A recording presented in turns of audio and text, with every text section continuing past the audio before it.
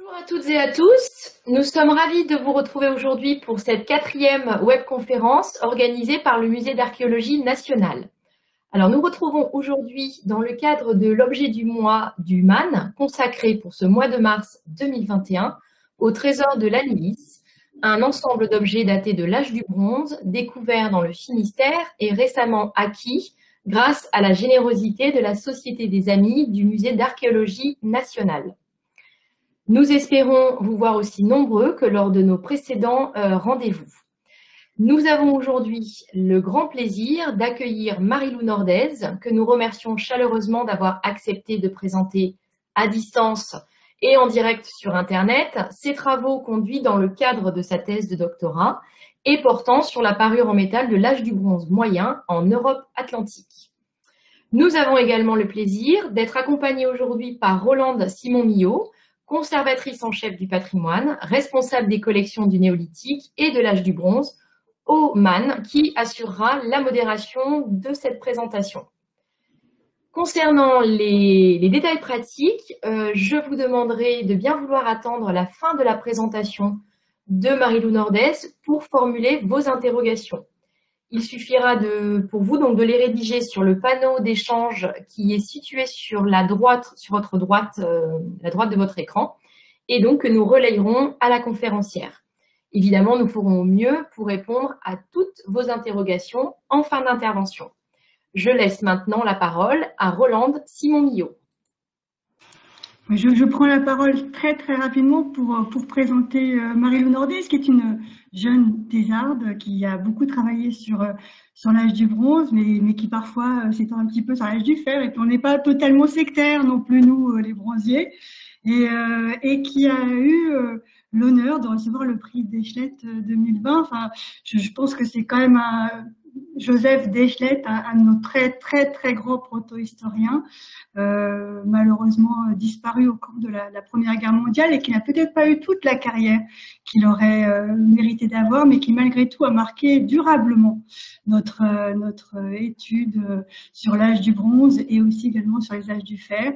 Et Marie-Lou est l'une des jeunes représentantes de cette génération de proto-historiens qui vont peut-être, j'espère, donner un nouveau souffle à nos études sur les dépôts de l'âge du bronze et sur la parure de l'âge du bronze. C'est ce qu'elle va nous présenter aujourd'hui. C'était l'objet de sa thèse, qui était plutôt atlantico-britanno centré, mais donc plutôt l'ouest de la France et puis les îles britanniques.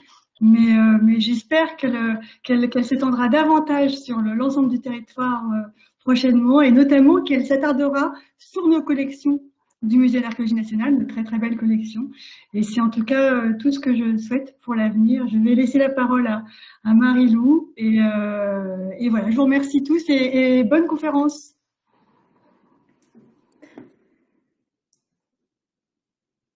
Bonjour à toutes et à tous. Alors, je vous partage mon écran pour que vous ayez mon PowerPoint.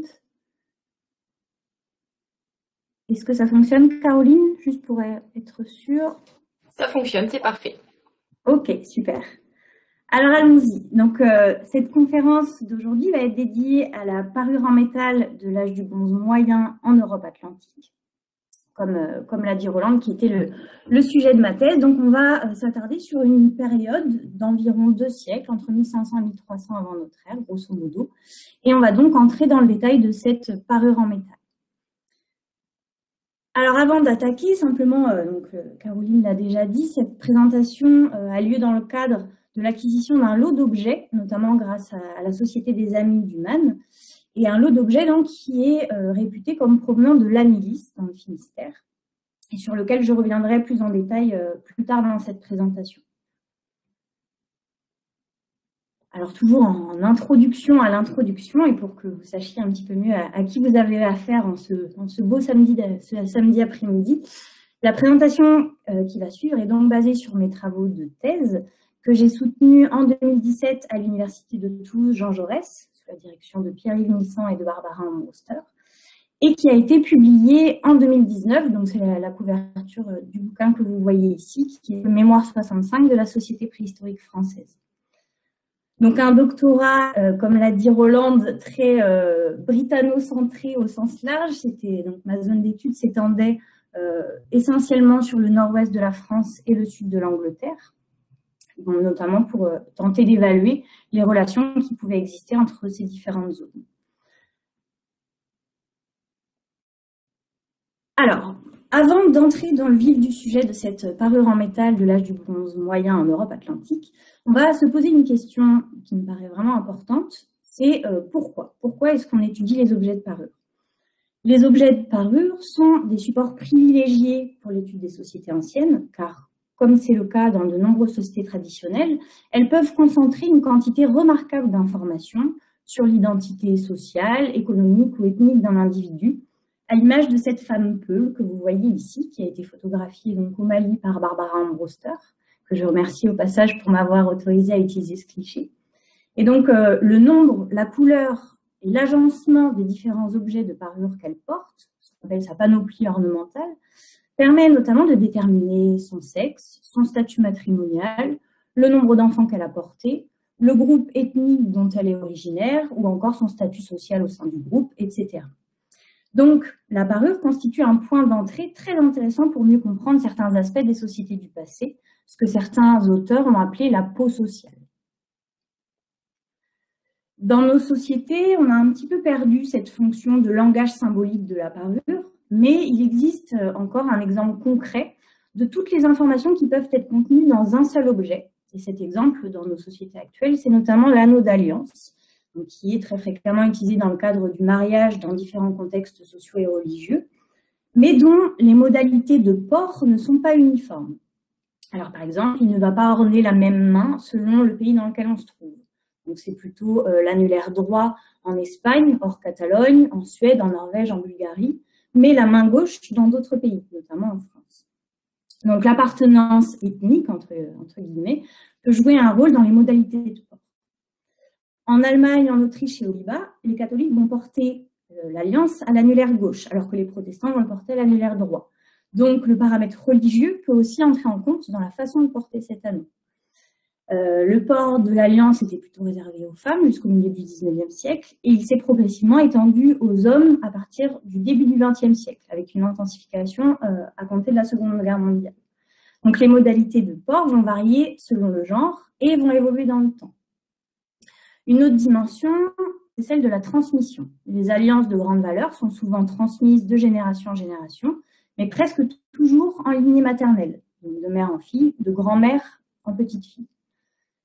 Et donc, généralement, ces anneaux d'alliance vont être transmis jusqu'à ce qu'ils accompagnent une personne dans la tombe.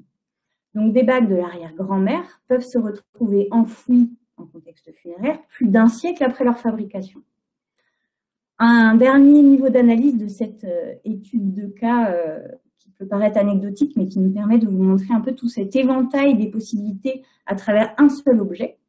Ce sont notamment les variations morphologiques et ornementales des alliances qui résultent de changements de mode. Il y a 50 ans, l'alliance était presque systématiquement un simple bandeau d'or de quelques millimètres de large, alors qu'aujourd'hui, la tendance est à l'anneau bicolore mêlant or blanc et or jaune. Donc souvent caractérisé par des entrelacs de deux pièces distinctes. Pareil, la présence d'un diamant est fréquemment liée au domaine féminin, très rarement masculin. Donc là, on a encore un paramètre de genre qui rentre en compte. C'est également aussi un marqueur de statut social. La qualité, la taille d'un diamant peut marquer un statut social. Donc vous voyez, dans un simple objet, on peut avoir tout un panel d'informations sur un individu et sa place au sein du groupe, donc qui touche aussi bien à la situation conjugale de cet individu, à son statut social, à son pays d'origine, à la période à laquelle il vit, sur ses croyances, etc. Donc la forme et la façon dont est porté cet anneau varient dans le temps, dans l'espace, au gré des modes, des évolutions sociales, etc. Donc tout simplement cet exemple pour vous montrer que tout le panel d'informations auquel on peut accéder à travers l'étude des parures. Et ce constat est évidemment valable pour les sociétés proto-historiques.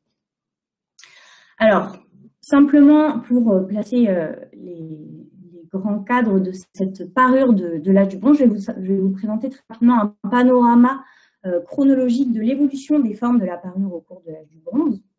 Donc, vous verrez que je vais m'arrêter très rapidement. C'est simplement pour que vous ayez des images de ces différents objets.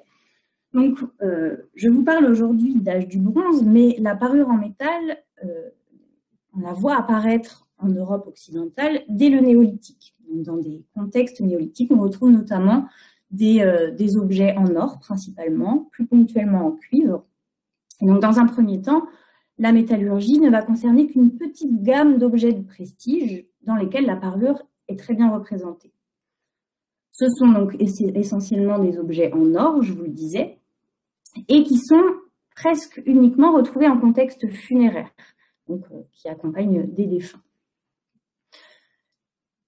La plupart des objets de l'âge du bronze ancien connus sont des parures de cou, donc des lunules du type de celle que vous voyez ici, cette lunule bretonne, donc qui vous voyez est un énorme collier plat, très imposant. On a également donc là ce qui est considéré comme un diadème, mais à prendre avec beaucoup de précaution. On a effectivement un objet qui est une petite applique qui devait être fixée à un support, peut-être en cuir ou en textile, mais l'idée de diadème est évidemment à prendre avec précaution, étant donné que cet objet n'a pas été retrouvé dans sa position fonctionnelle. Et alors, je vais revenir là-dessus, mais vous verrez que la notion de contexte archéologique est essentielle dans cette présentation, étant donné que pour comprendre à quoi servent les parures et par qui elles étaient portées, on a besoin pour ça des contextes archéologiques, mais j'y reviendrai. Donc, dans un premier temps, ce sont essentiellement donc, des objets en or retrouvés en contexte funéraire et qui sont principalement en 2 dimensions, donc travaillés par des formations plastiques.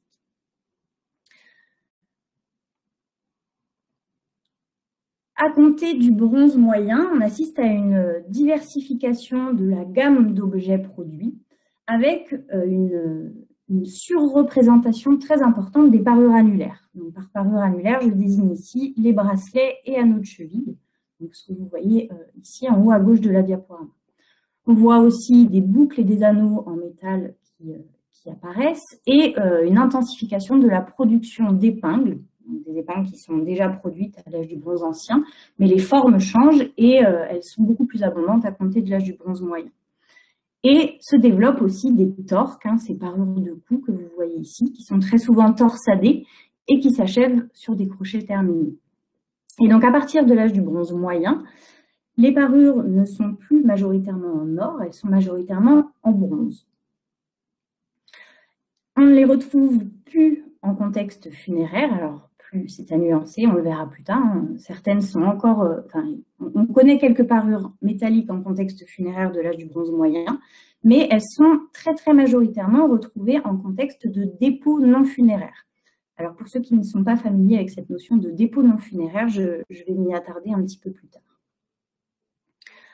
En tout cas, à l'âge du bronze moyen, l'or devient extrêmement rare, en tout cas dans nos contrées. En France, il y a extrêmement peu d'objets en or que l'on peut attribuer avec fiabilité à l'âge du bronze moyen.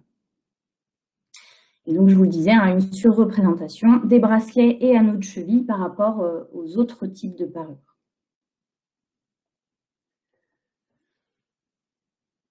Vous avez ici un petit échantillon pour vous montrer toute cette diversification très importante des catégories, des formes et des décors qui a lieu à l'âge du bronze final, donc à la période suivante. En gros, entre 1300 et 800 avant notre ère, on assiste à une diversification très importante des formes de la parure. Donc là, j'ai sélectionné essentiellement des exemples assez orientaux, mais c'est le cas aussi dans les contextes plus occidentaux, le long de la façade atlantique. Alors, simplement pour qu'on soit bien d'accord sur les choses dont on parle, je vais vous définir plus précisément l'âge du bronze, donc l'âge du bronze qui est une période qui est désignée d'après un matériau, le bronze. Le bronze qui est donc un alliage de 2 métaux, le cuivre et l'étain. Et donc, on a désigné cette période, âge du bronze, dans les années 1830, donc c'est le directeur du musée de Copenhague de l'époque, Thomsen, qui propose un découpage en 3 âges qui traduit une version évolutionniste qui est encore assez présente dans l'imaginaire collectif, selon laquelle on passerait d'un âge de pierre relativement primitif à un âge du bronze, puis à un âge du fer, selon la complexité supposée du travail de chacun de ces matériaux. Alors, cette vision a largement évolué depuis, mais il n'empêche qu'elle a laissé des traces, vu qu'on parle encore aujourd'hui, y compris les archéologues, hein, on parle toujours d'âge du bronze pour désigner les 15 siècles qui se trouvent grosso modo entre 2300 et 800 avant notre ère. Donc on a conservé ce nom, et cette période, c'est un moment assez particulier hein, qui correspond donc à cette innovation qu'est la métallurgie, même si on verra que c'est un peu plus compliqué que ça. Hein, c'est pas du jour au lendemain. Avant, on ne maîtrisait pas la métallurgie, puis d'un coup, on la maîtrise et du coup, toutes les sociétés changent avec cette innovation. C'est beaucoup plus compliqué que ça, comme tous les processus d'ailleurs de l'histoire de l'humanité. Hein. Et donc, cet âge du bronze, on l'a vu très rapidement juste avant, il est découpé en 3 étapes, appelées donc âge du bronze ancien, âge du bronze moyen et âge du bronze final. L'âge du bronze ancien étant grosso modo compris entre 2300 et 1600 avant notre ère, l'âge du bronze moyen entre 1600 et 1300 avant notre ère, et l'âge du bronze final entre 1300 et 800 avant notre ère. Alors donc, cette métallurgie, dans un premier temps, elle ne concerne qu'une gamme très restreinte d'objets qui sont essentiellement des parures, donc des parures en or et en cuivre, et qui émergent, je vous le disais tout à l'heure, dès le néolithique. Alors, il faut aussi intégrer à ces paramètres une notion de géographie, c'est-à-dire que la métallurgie n'apparaît pas partout en même temps. Par exemple, en Europe orientale, notamment en Bulgarie, hein, vous voyez ici cette tombe de Varna, cette tombe bulgare de Varna qui date de la fin du 4e millénaire avant notre ère. Et vous voyez ici un individu qui est très richement doté de métal, donc presque uniquement des éléments de prestige, des parures, de ce qu'on a appelé des bâtons de commandement ou ce genre de choses, et qui témoignent donc du statut très particulier de ce personnage, et c'est le cas également d'autres personnages inhumés dans cette même nécropole de Varna. Donc c'est dans le sud-est de l'Europe, hein, à l'échelle de l'Europe, c'est dans le sud-est de l'Europe qu'apparaissent les premières parures métalliques durant la deuxième moitié du 5e millénaire, donc bien avant ce qu'on peut connaître en Europe occidentale. Donc, toute une série de cultures dites chalcolithiques vont s'étendre de la mer Noire à l'Adriatique, à travers les Balkans, et ces sociétés pratiquent donc la métallurgie du cuivre et de l'or. Donc là, hein, cette nécropole bulgare de Varna vient s'inscrire dans ce phénomène. Donc, elle a livré de nombreuses tombes dans lesquelles la quantité, la nature et la qualité d'objets déposés est très variable, indiquant a priori une structuration sociale avec une hiérarchie assez importante. Donc là, hein, la tombe que vous voyez ici, c'est la plus richement dotée en métal et qui est très célèbre pour ça. Donc là, vous voyez qu'on est bien avant ce qu'on dénomme chez nous l'âge du bronze, hein, qu'on fait démarrer en Europe occidentale, autour de 2300 avant notre ère. Là, on est plusieurs millénaires en amont. Alors, la métallurgie va ensuite, les traces les plus anciennes de métallurgie en Europe occidentale datent de la fin du 4e millénaire avant notre ère, s'intensifient progressivement au 3e millénaire avant notre ère, avant de devenir vraiment importante à compter de l'âge du bronze. Finalement, l'âge du bronze va correspondre à une période de généralisation de la métallurgie. Et cette généralisation de la pratique métallurgique va correspondre à une période d'intensification très importante des échanges. Alors, on peut l'expliquer relativement simplement. Vous vous doutez que c'est plus compliqué que ça, mais de manière assez simple. Les gisements d'or, de cuivre et d'étain sont inégalement répartis en Europe, comme vous le voyez sur cette carte, hein, que les puristes me pardonnent, elle n'est pas exhaustive tout à fait, mais en tout cas, elle donne une idée un petit peu de cette répartition des gisements et des zones à fort potentiel d'or, d'étain et de cuivre, donc qui sont les principaux éléments nécessaires à la métallurgie protohistorique. Et donc, vous voyez que certaines régions ne sont dotées d'aucun de ces minerais, d'autres possèdent du cuivre, d'autres de l'étain, d'autres de l'or. Certaines cumulent plusieurs de ces minéraux, mais voilà, il y a forcément un enjeu énorme dans le fait de s'approvisionner en matières premières pour la métallurgie. Et cet enjeu, il devait aussi peser sur le contrôle des réseaux de circulation, qui devait nécessairement être un enjeu socio-économique majeur. Donc, à partir de l'âge du bronze, donc grosso modo, on dira au début du 2e millénaire avant notre ère, on va assister à une intensification inédite des échanges et à leur déploiement à l'échelle européenne. Alors évidemment, on échangeait à longue distance bien avant l'âge du bronze. On a au néolithique, par exemple, le silex du Grand Pressigny ou les jadéites des Alpes impliquaient des réseaux de circulation déjà très bien implantés qui permettaient de véhiculer des objets sur de très longues distances. Mais à partir de l'âge du bronze, on assiste vraiment à une intensification très importante de ces échanges. C'est l'avènement d'un nouveau monde profondément interconnecté dont la métallurgie va être une clé de compréhension très importante. Je vais régulièrement au cours de cette présentation parler d'âge du bronze atlantique.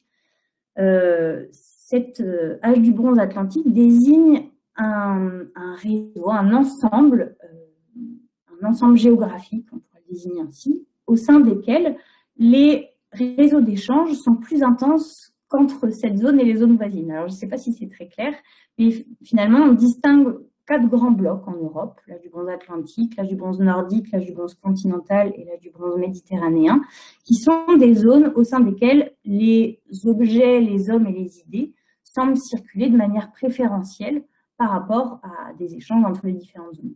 Ça ne veut pas dire, évidemment, que ces 4 blocs n'échangent pas entre eux. Bien au contraire, il existe des interactions entre ces différents blocs, mais on a juste affaire à des réseaux préférentiels. Et on voit notamment que pour l'âge du bronze atlantique, la navigation a dû jouer un rôle très important dans cette structuration des réseaux d'échange, que ce soit donc par le biais d'échanges maritimes ou fluviaux.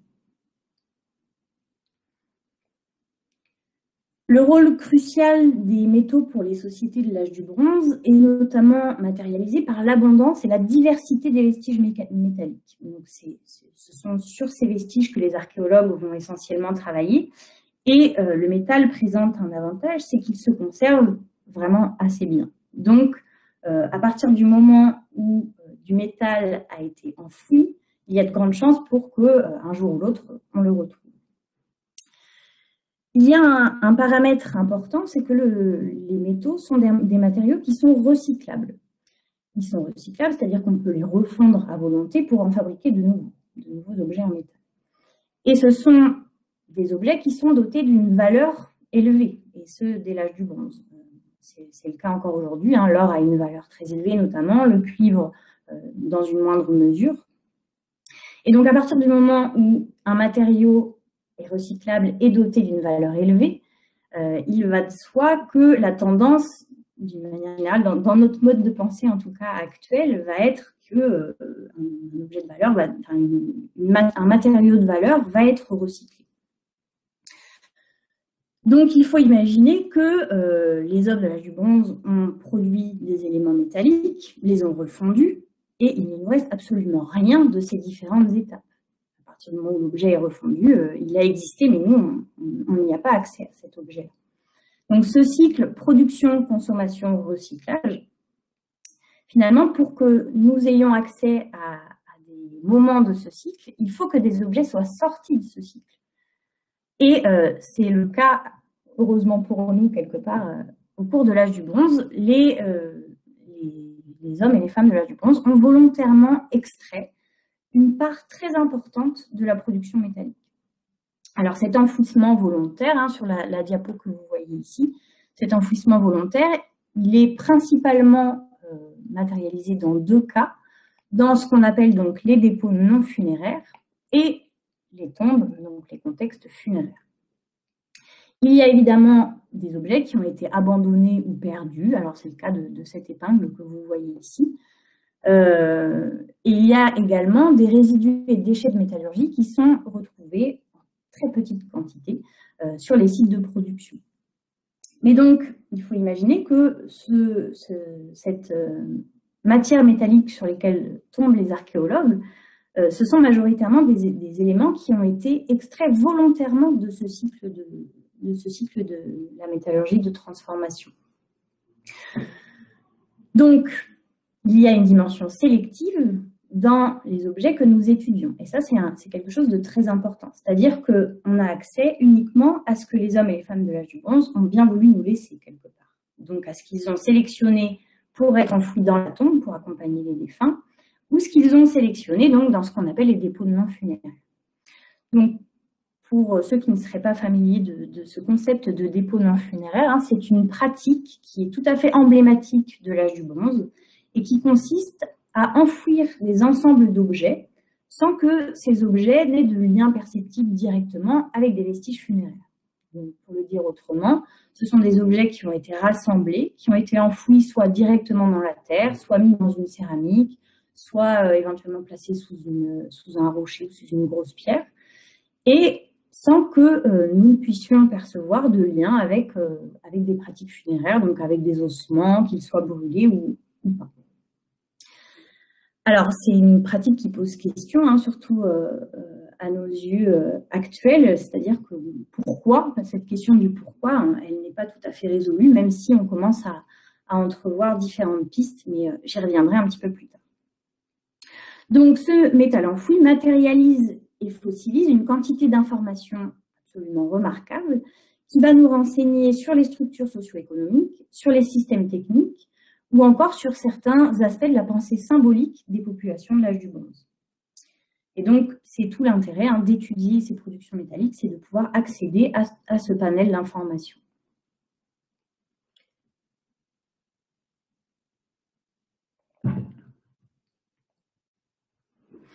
Alors, j'en arrive maintenant à la période qui nous intéresse ici, c'est-à-dire l'âge du bronze moyen, donc je vous l'ai dit, entre 1600 et 1300 avant notre ère, et qui est une période assez particulière. Alors, le graphique que vous voyez ici vous présente les masses métalliques enfouies, connues à ce jour. Hein. Il y a toujours ce biais aussi de ce qui nous parvient, c'est-à-dire qu'on ne peut quantifier que ce qu'on connaît. Et donc, ce graphique qui a été réalisé d'après Françoise Pénors en 2004, qui devrait être actualisé prochainement, nous présente donc la variation des masses métalliques enfouies. Donc, ce que vous voyez, les nombres que vous voyez ici sont en kilogrammes. Vous voyez un petit peu toute cette masse qui a été retirée du circuit que je vous mentionnais juste avant. Et on s'aperçoit qu'à l'âge du bronze moyen 2, parce que oui, l'âge du bronze est découpé en ancien moyen final, mais en plus, l'âge du bronze moyen est découpé en bronze moyen 1, bronze moyen 2. Et on voit qu'à l'âge du bronze moyen 2, donc grosso modo vers 1450 avant notre ère, on a un pic énorme de la masse métallique enfouie.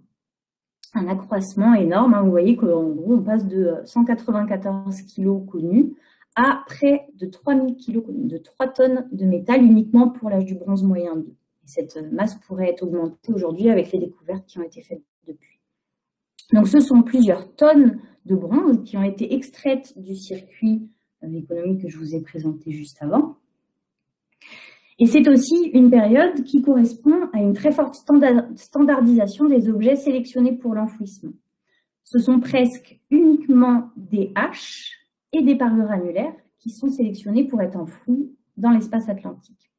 Donc, ce qui sous-entend que des règles ou des normes sociales strictes, une forme de contrôle devait avoir lieu. On n'enfouit pas n'importe quoi, pas n'importe comment. Et donc, ce sont, au cours de l'âge du bronze moyen 2, presque uniquement des objets complets qui sont enfouis. Ce n'est pas le cas à l'âge du bronze moyen 1, et on verra qu'à l'âge du bronze final, les objets sont très souvent enfouis fragmentés. Alors, pas tous, il y a une grande variabilité dans ces paramètres, mais à l'âge du bronze moyen, ce sont des objets entiers majoritairement qui sont enfouis.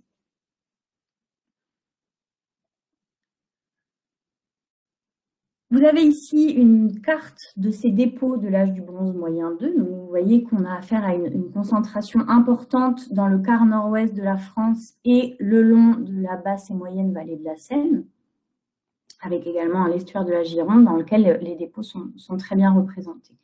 Donc, ce que vous voyez ici, c'est une cartographie donc, des dépôts non funéraires de l'âge du bronze moyen 2.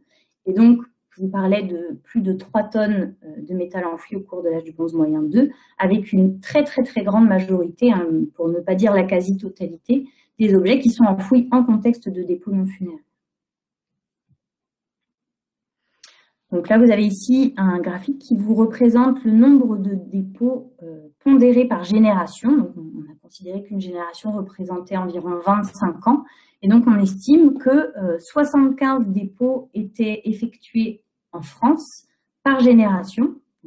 par génération de 25 ans au cours de l'âge du bronze moyen. Alors j'en arrive maintenant, après cette longue introduction, au sujet qui nous rassemble aujourd'hui, donc la parure en métal de l'âge du bronze moyen en Europe atlantique. Donc on va rentrer maintenant dans le détail de cette parure de l'âge du bronze moyen. Donc je vous ai remis cette diapo simplement pour mémoire. Donc à l'âge du bronze moyen, on a en très très grande majorité donc, des parures annulaires, bracelets et anneaux de cheville. La deuxième catégorie, la mieux représentée, ce sont les épingles, suivies des torques et ensuite des petits objets de type boucle et anneaux.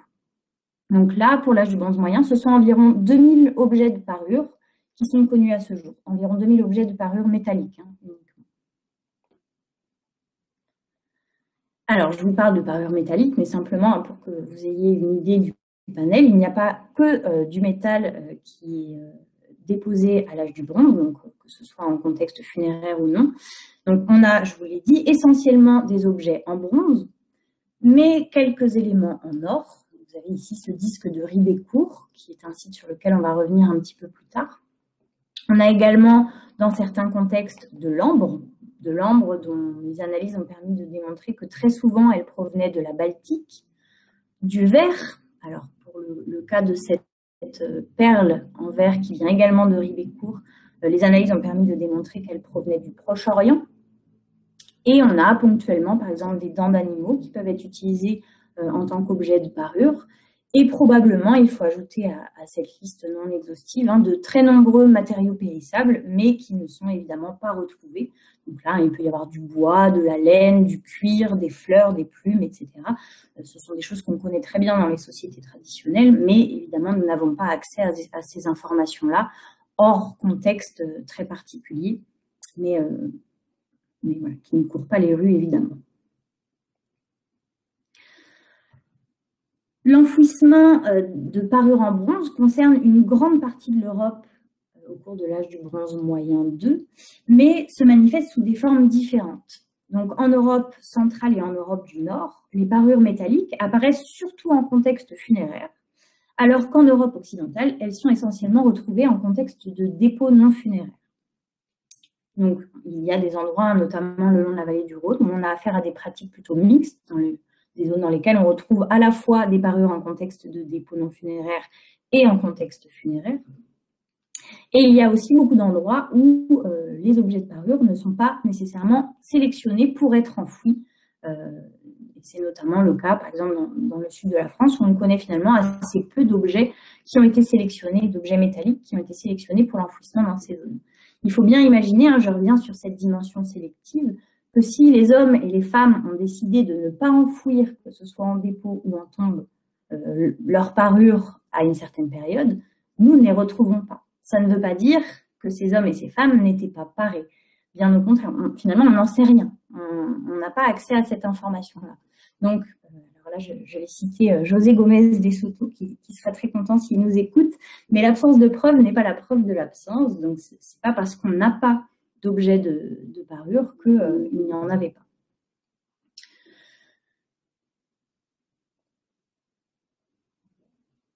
Alors, avant d'entrer dans les études de cas, et simplement, je vais m'arrêter sur des questions plutôt méthodologiques. Donc, comment étudier cette parure en métal? On a déjà discuté du pourquoi, alors maintenant, on en arrive au comment. Et donc, le premier paramètre qui va être intéressant pour nous, archéologues, ce sont notamment les contextes et l'environnement archéologique. Donc, je vous le disais, finalement, ces objets qui ont été sélectionnés pour l'enfouissement, nous, on a besoin, pour comprendre ce qu'ils matérialisent des sociétés de l'âge du bronze, on a besoin de leur contexte archéologique. Par exemple, je vous le disais, des parures qui sont enfouies en contexte de dépôt ne vont pas nous dire les mêmes choses que des parures qui sont retrouvées en contexte funéraire. De la même manière, des parures en contexte funéraire, si on a accès à ce contexte funéraire, on peut travailler sur la disposition très précise des objets dans la tombe, donc qu'est-ce qui était porté, où, comment, et on peut avoir accès aussi à l'identité de ces porteurs. Donc, par exemple, on a des méthodes aujourd'hui, via l'ADN notamment, qui nous permettent de pousser très loin les questions de l'identité biologique. donc, que ce soit concernant le sexe biologique, l'âge, ou ce genre de choses, ou même des paramètres tels que la couleur des yeux, par exemple. Et on a également des analyses, notamment des isotopes, qui nous permettent de travailler sur la mobilité, donc d'où viennent les personnes inhumées, leur alimentation, etc. Donc, les contextes vont être pour nous source d'une gamme très large de renseignements et qui vont être essentiels pour aller chercher des informations sur les sociétés. Parce que finalement, les objets eux-mêmes sont intéressants pour eux-mêmes, mais ce qui va nous intéresser, c'est tout ce qu'on va pouvoir en tirer sur les sociétés de l'âge du bronze. Et alors, pour les dépôts, il y a des travaux aujourd'hui qui sont en plein essor et qui visent vraiment à tirer toutes les informations que l'on peut sur le contexte d'enfouissement de ces objets en dépôt non funéraire, donc en travaillant par exemple sur la disposition des objets les uns par rapport aux autres, en prenant en compte les structures qui sont associées à ces dépôts non funéraires, leur environnement plus globalement, etc. On en verra un exemple un petit peu plus tard. Donc, la priorité, dès que possible pour nous, c'est d'avoir les contextes et l'environnement archéologique pour essayer de tirer un maximum d'informations de ces objets. Alors, les objets sont évidemment intéressants pour eux-mêmes. On va travailler sur leur morphologie, sur leur décor, sur les traces d'utilisation que l'on peut relever sur ces objets. Et on va également prendre en compte leur état. Donc, par exemple, un objet qui est très fortement usé nous indique qu'il a été porté longtemps, plus ou moins régulièrement. On va essayer vraiment de caractériser cette usure pour essayer de comprendre à la fois comment il était porté, dans quelle intensité il a été porté, est-ce qu'il a été transmis sur plusieurs générations, etc. On a également des objets qui sont réparés. Et un objet que l'on répare, cela signifie forcément que soit il y a un côté pratique où là, on n'a pas envie de fabriquer un autre objet, on va réparer une cassure pour continuer à utiliser cet objet. Mais il peut y avoir aussi derrière un sens, voilà, une certaine valeur, qu'elle soit sociale, économique, en tout cas une valeur importante. Et alors on a cet exemple d'un torque ici toujours de Ribécourt, hein, vous entendez ce nom qui revient régulièrement, mais ce sera l'une des études de cas sur laquelle je m'arrêterai ensuite. Et donc vous voyez que ce torque est à la fois très usé, mais aussi réparé. Donc, ce que vous voyez ici, hein, qu'on a d'abord pris pour une sorte de perle qui aurait été enfilée sur la tige, est en fait une réparation. Donc, on a surcoulé du bronze pour maintenir deux parties de la tige qui s'étaient désolidarisées l'une de l'autre, qui s'étaient brisées à cet endroit. Donc, cet objet est à la fois très usé et réparé, donc, ce qui nous indique une durée de vie probablement très importante de cet objet et un port relativement régulier de cet objet. Des objets qui sont très déformés, et c'est le cas à la fois de l'épingle que vous voyez ici et du torque que vous voyez là, des objets qui ont été déformés avant d'être enfouis, nous indiquent aussi des gestes. Alors là, il est difficile de comprendre parfois les motivations de ces gestes, mais en tout cas, les objets ont été enfouis avec une déformation. Donc on a cherché, soit peut-être, il peut y avoir tout un panel d'explications très différents, on peut très vite tomber dans l'interprétation symbolique du sacrifice des objets avant leur enfouissement, par exemple. Et certains sont volontairement brisés avant d'être enfouis. Alors, je vous disais, c'est très rarement le cas à l'âge du bronze moyen 2, mais pour d'autres périodes de l'âge du bronze, ce cas est beaucoup plus fréquent. Dans l'étude de ces objets de parure, on va également prendre en compte leurs propriétés physico-chimiques, qui vont nous donner des informations, par exemple, sur les alliages qui ont été utilisés. Par exemple, un objet duquel on va attendre une forte résistance n'aura pas la même proportion d'alliage qu'un objet pour lequel on n'a pas forcément d'attente mécanique de cet objet. Donc là, on va avoir des informations, donc, je vous le disais, sur les alliages utilisés, donc des informations plutôt techniques, mais également des informations d'ordre économique. Donc, là, plusieurs personnes travaillent sur ces aspects, notamment Cécile Le Carlier, qui est à l'origine de ce diagramme ternaire que vous voyez ici, et qui vont donc chercher à identifier des groupes, des stocks métalliques pour essayer d'envisager donc si les réseaux d'approvisionnement en matières premières dont je vous parlais tout à l'heure varient dans le temps et dans l'espace. Et autre paramètre que l'on va prendre en compte lors de l'étude de ces parures en métal, ce sont également les traces de fabrication, donc pour comprendre comment elles ont été obtenues. Alors, je vais d'ailleurs m'arrêter un petit moment sur ces traces de fabrication avec une étude de cas qui est issue donc, de mon doctorat. Et donc, quand j'ai commencé mon doctorat, j'ai fait comme tout le monde, j'ai épluché la bibliographie et très souvent dans la bibliographie, je voyais écrit que ces bracelets massifs, qui sont très caractéristiques de l'âge du bronze moyen 2, donc ces gros bracelets massifs qui sont presque tous décorés de motifs géométriques, en tout cas très souvent ornés de motifs géométriques, étaient tous faits de la même manière, c'est-à-dire qu'on coulait une barre,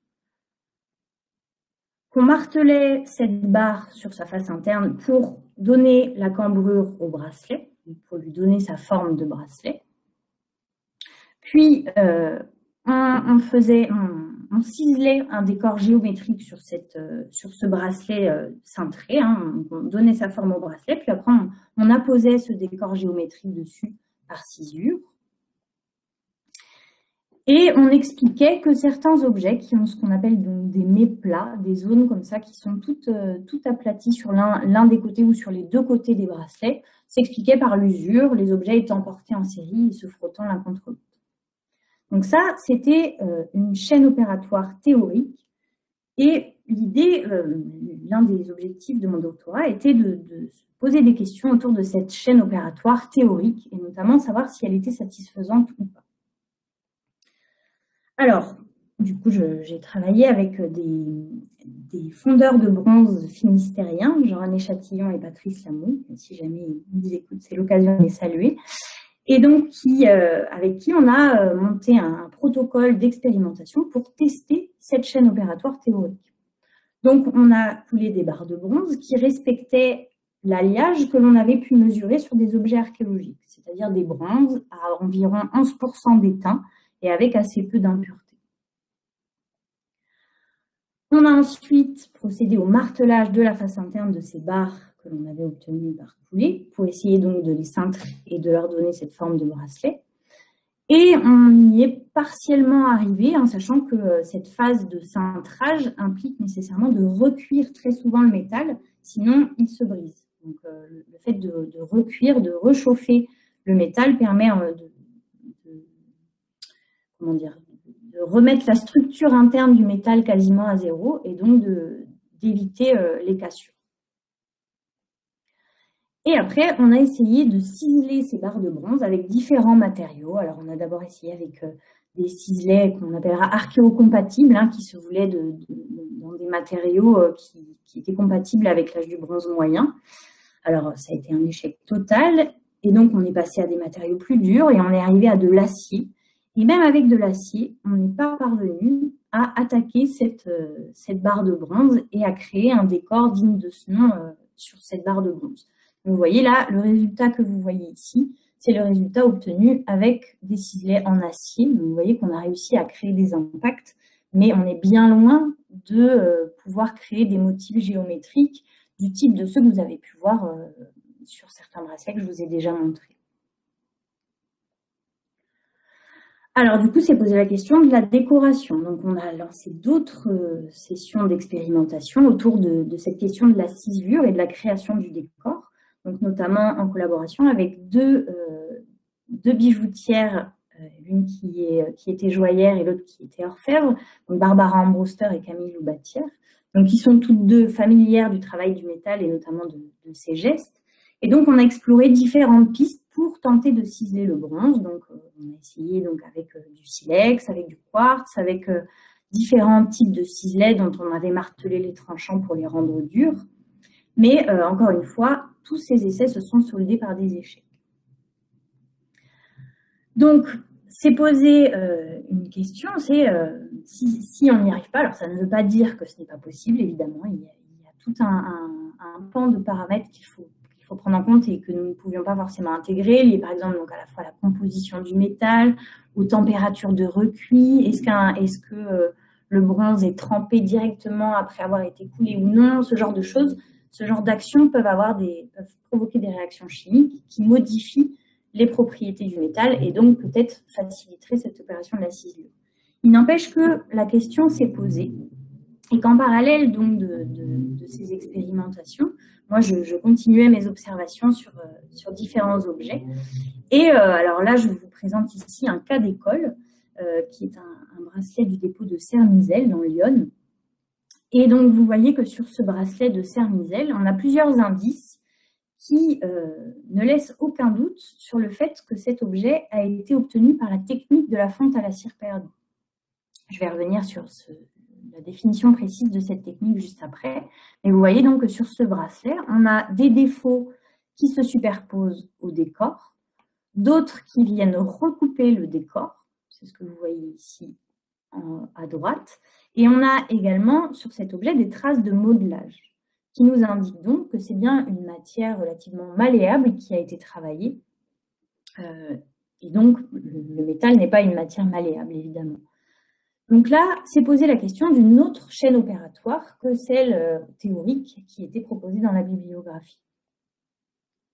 Alors, pour juste une petite parenthèse sur cette technique de la fonte à la cire perdue, qui consiste tout simplement à produire un modèle en cire, donc un modèle en cire dans une matière molle de type cire d'abeille, par exemple. Et donc, dans cette cire d'abeille, vous créez l'objet tel que vous le voulez à l'arrivée, donc avec sa forme d'arrivée, avec son décor également. Puis, vous enrobez ce modèle en cire dans de l'argile. Vous placez ensuite le tout près d'une source de chaleur. La cire fond à basse température, donc à 60 degrés, il me semble. Donc, une fois qu'elle a atteint l'ébullition, vous videz le moule. Alors là, le terme de cire perdue pose question parce qu'elle n'est pas perdue. Finalement, on peut la récupérer et la réutiliser. Et ensuite, donc, à l'endroit où il y avait la cire qui a été évacuée, on coule donc le métal, donc, vous voyez, qui va adopter exactement la forme du modèle en cire qui a été évacué. Puis on va ensuite briser le moule pour récupérer l'objet, et puis on va ensuite donc procéder aux finitions. Donc cette technique, on envisageait jusqu'à il y a peu qu'elle démarrait réellement à partir de l'âge du bronze final en Europe occidentale. Donc du coup, pour l'âge du bronze moyen, c'était pas évident qu'une telle technique puisse être mise en œuvre. En tout cas, pas de manière généralisée à l'échelle du nombre d'objets de l'âge du bronze moyen, par exemple. Donc du coup, on a lancé de nouvelles expérimentations, toujours avec ces fondeurs de bronze finistériens. Et donc, on a produit, donc avec Muriel Mélin notamment, des modèles en cire, donc, que vous voyez ici. Donc, on a d'abord, sur des barres, on a créé des décors, puis on a cintré ces barres, ce qui est très facile vu que la cire est relativement molle. On a ensuite enrobé ces modèles en cire dans de l'argile, argile que l'on a fait sécher, puis on a procédé à une deuxième couche, on a fait cuire le tout. Donc, on a assemblé les différents modèles, vous voyez, par 3, ce qui permet d'obtenir des moules relativement stables, que l'on peut poser sur le sol et qui sont relativement stables. On a positionné ces moules, une fois assemblés, à proximité d'une source de chaleur pour faire fondre la cire. C'est cette opération que vous voyez ici en bas à gauche. On a évacué la cire. On a procédé à la cuisson des moules. Image que vous voyez ici en bas à droite. Donc tout simplement, on a réaménagé le foyer pour créer un coffrage et pour cuire ces moules dans une atmosphère oxydante, réductrice, pardon. Et on a ensuite, une fois qu'on a procédé à la coulée, donc on a versé le métal dans les moules, puis on a tout simplement brisé les moules pour récupérer les objets fondus. Donc c'est cette opération que vous voyez ici, donc on a tout simplement au marteau tapé sur les moules en argile pour récupérer les objets en bronze. Et on arrive donc à un résultat tout à fait satisfaisant, que ce soit sur la morphologie des objets ou sur les décors. On arrive à des résultats très proches de ce qu'on connaît pour les objets de l'âge du bronze moyen. Et alors simplement pour l'anecdote, on a laissé ces résidus en grande partie par terre à un endroit où on circulait, et très vite, il n'en est plus rien resté. C'est-à-dire que c'était dans un endroit sur lequel on marchait, et donc assez rapidement, il ne restait plus rien de ces moules. Et donc pour faire un parallèle avec les vestiges que l'on retrouve, on ne connaît aucun moule pour bracelet de l'âge du bronze moyen, alors que ce sont plus de 1000 bracelets et anneaux de cheville qui sont connus aujourd'hui. Donc, il faut imaginer une production très importante au cours de l'âge du bronze moyen 2, mais qui n'a laissé que très peu de traces de production. On ne connaît pas les moules. Mais vu que si on envisage que ces objets sont effectivement produits par la technique de la fonte à la cire perdue, vu qu'il faut briser les moules pour récupérer les objets, on peut assez facilement imaginer qu'il ne reste quasiment rien des moules qui ont été utilisés pour fabriquer ces objets. Donc la chaîne opératoire théorique posait plusieurs problèmes lorsqu'on s'est confronté à la réalité empirique du matériau bronze. Et alors, simplement, hein, pour terminer sur ce volet de la fabrication, donc vous avez ici plusieurs bracelets qui viennent du dépôt de Queyran à Bignan, dans le Morbihan. Et en parallèle de ces expérimentations, j'allais au musée de Vannes pour les étudier. Et alors, lors de leur étude, il y a quelque chose qui est devenu assez frappant, c'est que plusieurs de ces bracelets s'emboîtaient très très bien. C'est-à-dire qu'ils présentaient des méplats de leur tige, des morphologies un peu particulières. Et en fait, vous voyez que ces deux bracelets sont exactement similaires. Et une usure liée à un frottement n'aurait pas provoqué une morphologie dissymétrique comme celle-là. Donc là, l'idée qui est proposée, c'est que ces objets proviendraient d'une même plaque de cire qui aurait été découpée de manière plus ou moins régulière. Puis après, ces objets auraient été mis en forme indépendamment les uns des autres, décorés aussi indépendamment les uns des autres, puis coulés. Et c'est ce qui fait qu'on retrouve cet emboîtement entre les différents objets du dépôt de Bignan. Autre exemple similaire, hein, le dépôt de Trégueux, que vous voyez ici, donc un dépôt qui provient des Côtes d'Armor. Et vous voyez que là, on a des objets qui s'emboîtent aussi par leur méplat assez bien et qui forment une sorte de colonne dont le diamètre se réduit. Donc là, on peut imaginer que les objets étaient préparés de manière à s'adapter à la morphologie du bas. Donc simplement pour récapituler, hein, vous voyez cette chaîne opératoire. Donc si on considère qu'au moins une partie des objets de parure de l'âge du bronze moyen, et notamment ces bracelets que vous voyez, hein, qui sont très décorés de motifs géométriques, au moins une partie de ces objets étaient produits par la technique de la fonte à la cire perdue, donc par le procédé que vous voyez récapitulé ici. Alors, j'en arrive maintenant à mes études de cas et je vois que j'ai été très bavarde parce qu'il ne me reste plus beaucoup de temps. Donc, je vais accélérer un petit peu sur ces études de cas. Donc, la première, évidemment, je vais commencer par l'ANILIS, hein, qui est la raison originelle de cette conférence. Et donc, ce dépôt de l'ANILIS, donc, qui a été mentionné, alors, dépôt, hein, vous verrez que je le mets volontairement entre guillemets, parce que il ne s'agit a priori pas d'un dépôt non funéraire, au sens où je vous l'ai défini tout à l'heure. Il s'agit d'un lot d'objets qui a été décrit pour la première fois par Philippe Dougaud en 1981. Et il faut bien prendre avec précaution la réalité en tant qu'ensemble de ce lot d'objets. Parce que Philippe Dougaud, dès 1981, nous décrivait que, alors je le cite, hein, bien malheureusement, nous ne pouvons apporter de précision sur les endroits où furent trouvées les pièces que nous allons décrire. Leur possesseur actuel les a héritées d'un oncle qu'il a peu connu et qui ne l'a jamais entretenu de sa collection. Il poursuit un peu plus loin. C'est d'un voisin du disparu que nous devons le peu de renseignements en notre possession. D'après lui, les divers éléments auraient été trouvés ensemble dans la région de l'ANILIS. C'est, pensons-nous, peu probable. Donc, selon lui, hein, selon Philippe Dougaud, dès 1981, il doutait de la réalité, hein, de ce lot d'objets en tant qu'ensemble qui aurait été découvert à l'ANILIS. Et un peu plus loin, il écrit « Il est plus vraisemblable que nous sommes en présence de la collecte d'un amateur éclairé, faite parmi ses connaissances, à une époque où l'attrait pour les pièces archéologiques était moindre qu'aujourd'hui. Déplorons qu'aucune indication de provenance ne figure sur les objets. » Donc là, on va rentrer un petit peu dans le détail des objets de parure qui sont représentés dans ce lot et on s'aperçoit, hein, que tout n'est pas compatible, mais il se pourrait que certains objets proviennent effectivement d'un même lot.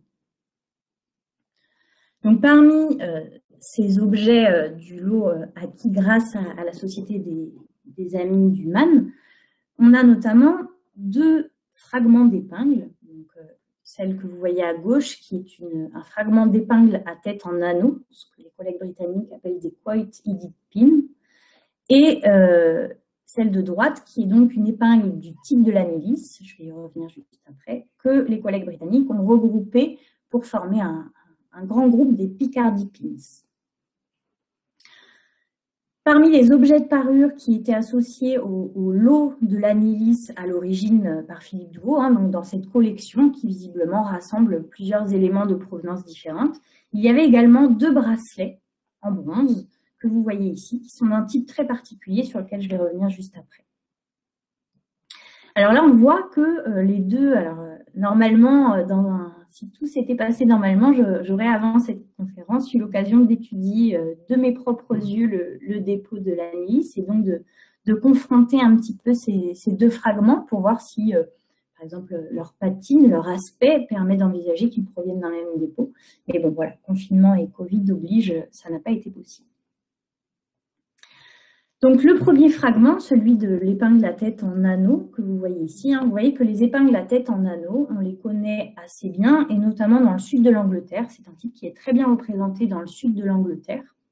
Et c'est ce qui a fait que pendant longtemps, on a considéré que c'était une production qui provenait du sud de l'Angleterre et qu'on retrouvait très ponctuellement de l'autre côté de la Manche, notamment dans le nord-ouest de la France. Sauf qu'un argument est venu contredire cette possibilité, avec notamment le moule de Plumieux dans les Côtes d'Armor, où on a retrouvé donc un moule d'épingles à tête en anneau qui indique que des épingles étaient produites sur place, étaient produites en Bretagne. Donc il faut imaginer que c'est toujours plus complexe que ça. Ce n'est pas parce qu'on a une zone de concentration d'objets à un endroit que les objets étaient forcément produits à cet endroit. Il y a des circulations extrêmement complexe, et c'est cette intensification des échanges dont je vous parlais au début qui est matérialisée notamment par ce constat.